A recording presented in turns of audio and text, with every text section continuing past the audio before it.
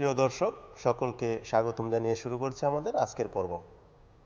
কেমন আছেন সবাই? আশা করছি সকলেই ভালো আছেন, সুস্থ আছেন। আজকের আলোচনার বিষয় মশামুক্ত রাখুন ঘরোয়া পদ্ধতিতেই। চলুন আমরা জানবো এই বিষয়ে বিস্তারিত। ভিডিওটি শেষ পর্যন্ত দেখতে থাকুন।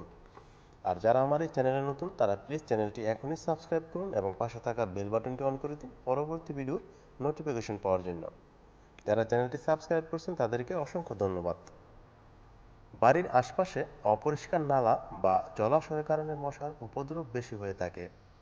সাধারণত দোকানে মশা তাড়ানোর যে স্প্রে বা অয়েল পাওয়া যায় তা বেশিরভাগই বেশ বিষাক্ত, যা ঘরের মানুষ ও শিশুদের জন্য অত্যন্ত ক্ষতিকর। ক্ষতিকর কয়েল ছাড়া কিছু ঘরোয়া পদ্ধতি প্রয়োগ করেও মশা দূর করা যায়, যেমন তুলসী গাছ। তবে জানালার পাশে বা বারান্দায় কয়েকটি তুলসী গাছ লাগিয়ে রাখুন, দেখবেন মশা পালাবে। কর্পূর কর্পূরের গন্ধ একেবারেই সহ্য করতে পারে না মশা। একটি 50 গ্রামের কর্পূরের ট্যাবলেট একটি ছোট বাটিতে রেখে বাটিটি পানি দিয়ে পূর্ণ করুন। এরপর এটি ঘরের কোণে রেখে দিন। 2 দিন পর পানি পরিবর্তন করুন। নিম তেল নিমের গন্ধ মশা সহ্য করতে পারে না। নিম তেল গায়ে মাখলে মশার কামড় থেকে রেহাই পাওয়া যায়। শুধু নিম পাতা ঘরের কোণে রেখে দিলেও মশার উপদ্রব কমে যাবে। রসুন রসুনকে বলা হয় মশার জম। কয়েকটি রসুনের কোয়া থেতলে পানিতে সিদ্ধ করুন বা ব্লেন্ডারে ব্লেন্ড করুন। এবার ওই পানি সারা ঘরের বিভিন্ন জায়গায় স্প্রে করুন, দেখবেন মশা উধাও। লেবু ও লবঙ্গ একটি বা দুটি লেবু মাঝামাঝি করে কাটুন।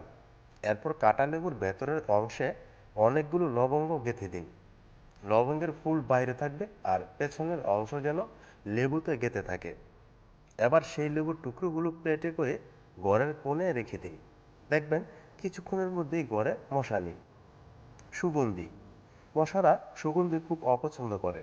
মশা তাড়াতে দেহে বা জামায় আতর, সুগন্ধি বা লোশন ব্যবহার করতে পারেন। রাতে ঘুমানোর আগেও শরীরে মাখতে পারেন, এতে কাজ হবে। ভিউয়ার্স, এই ছিল আজকের মতো আপনাদের জন্য খুব ছোট্ট একটি টিপস। তো ভিডিওটি যদি ভালো লেগে থাকে প্লিজ একটি লাইক দিন এবং কমেন্টস করুন, শেয়ার করুন সবার সাথে।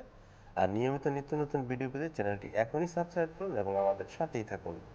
ধন্যবাদ সকলকে ভিডিওটি দেখার জন্য।